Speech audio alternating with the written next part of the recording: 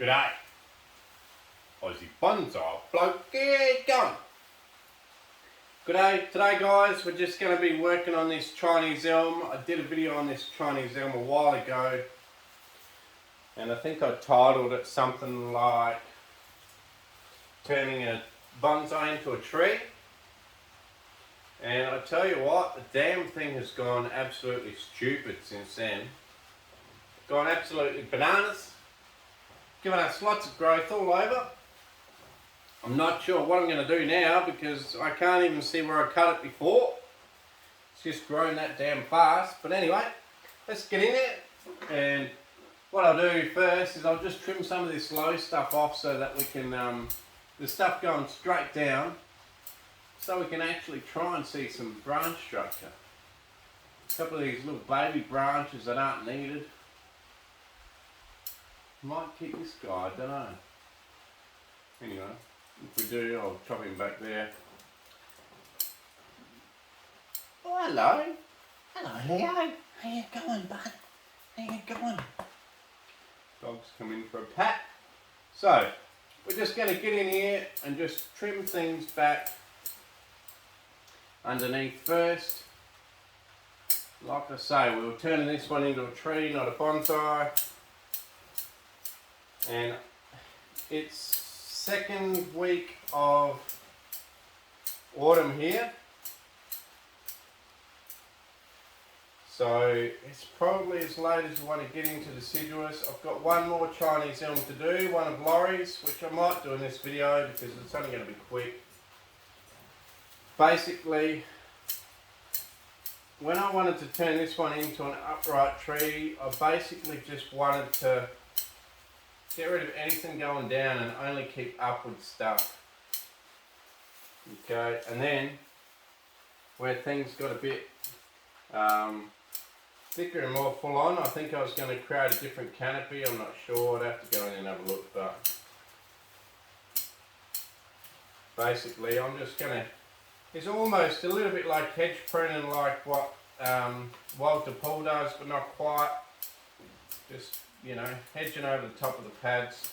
And then what you do, come in winter, late winter, when you trim everything back, you just come in there then and just, you know, go in there and clean up this mess. Because, yeah, okay, cutting it back like this, not precise, and yeah, you end up with some long bits, short bits, all over the place.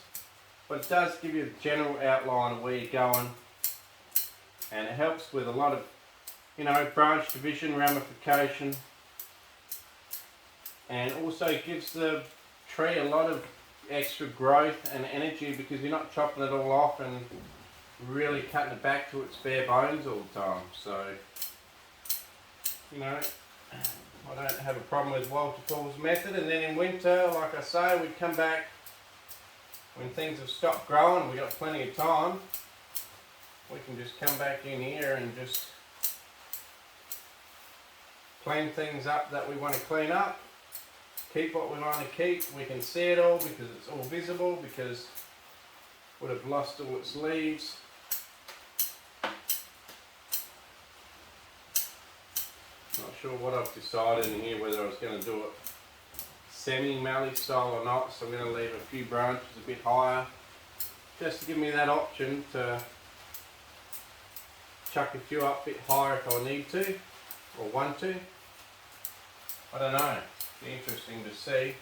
So basically we're just going along here and just hedging everything back, and where I've got a few stronger ones I've left them a bit higher. Do the same up here. Keep the odd stronger one.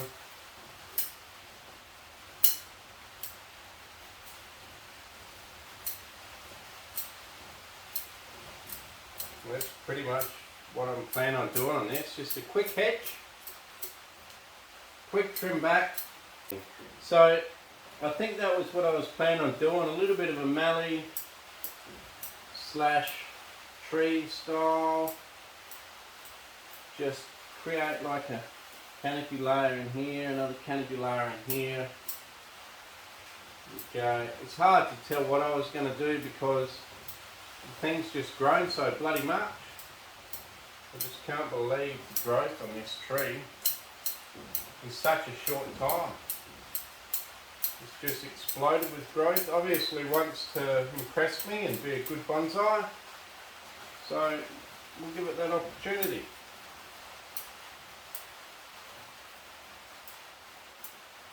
So just keep cutting back here, thinning it out a bit, hedging, basically topiary, and then when we come back in winter we'll clean it up properly, as long as I don't get lazy.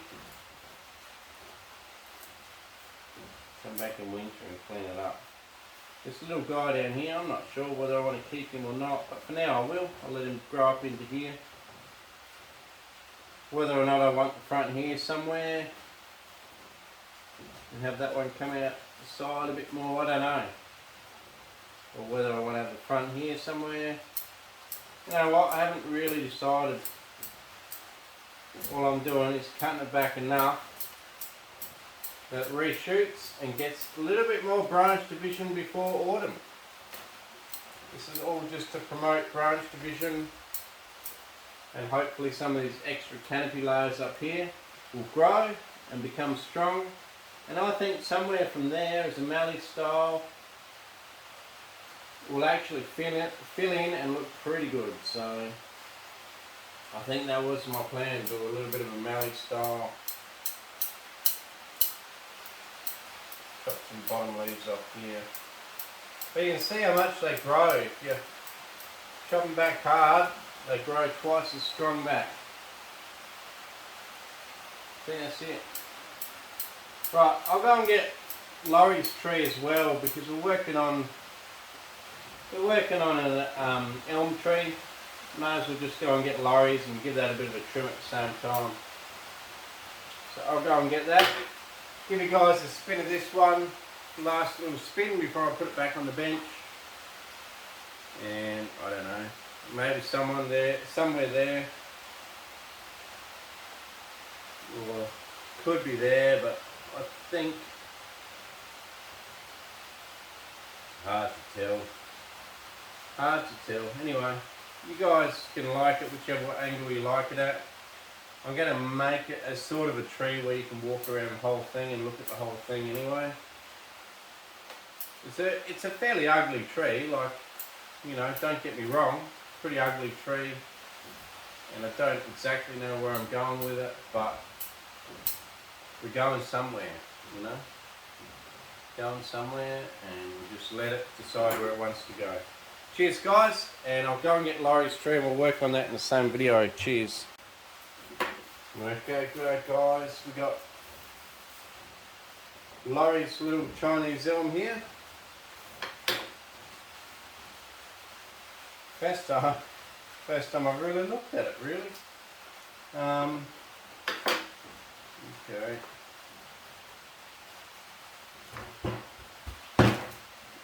I'll try and hold the soil together for the video. I just wanted you guys to see the trunk a bit more. So, alright, we got the weird, this is where I don't really like wire in a tree. See this weird S up here?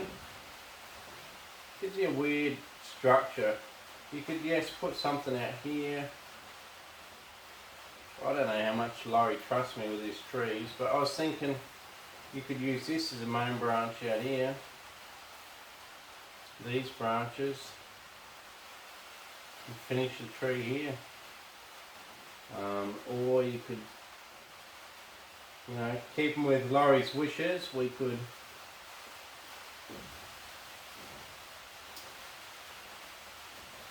probably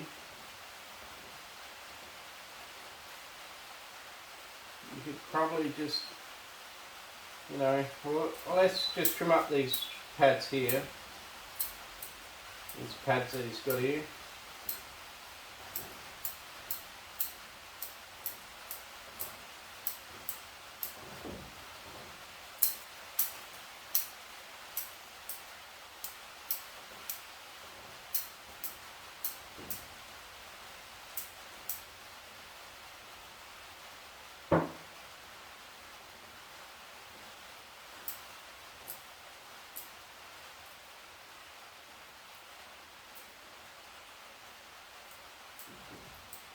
So just giving it a quick little trim to create our pads again. Lawrie's little tree. So, I mean, he's done a great job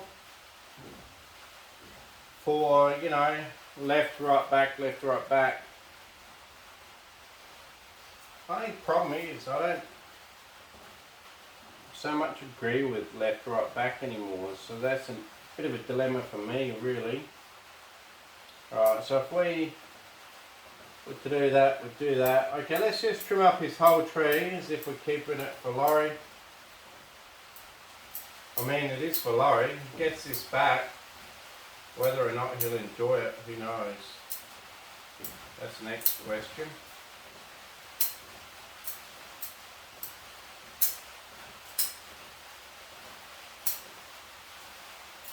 But we'll just give it a quick trim back. This is how you would normally trim it back if you were going to do your standard bonsai style that everyone seems to do. Just trim it back into a bit of a bendy trunk and a few pads. It's how easy it is to just cut things back. Don't care where you're cutting back to, just cut it. Because it gives you that general outline, topiary style.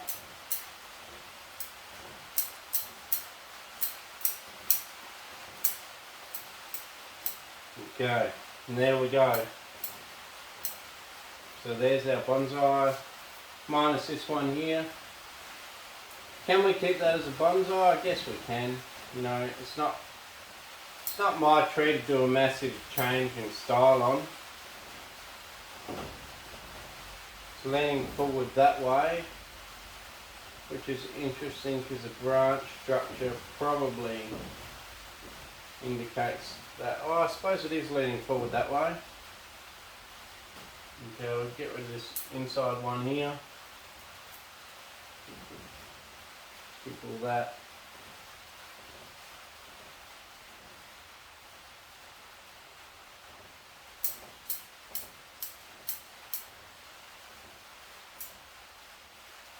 Okay, so that pretty much is Lawrie's tree trimmed up. You can keep it like that. It'll turn into something decent, you know. It'll just have pad, pad, pad, pad all the way up, and it won't look too bad by the time it's filled in and got full pads everywhere. It won't look too bad for sure. I just do worry that I'm teaching the wrong thing if I say that's a bonsai. Leave it like that. Done, and just keep developing the branches, because that's pretty much what we're up to here.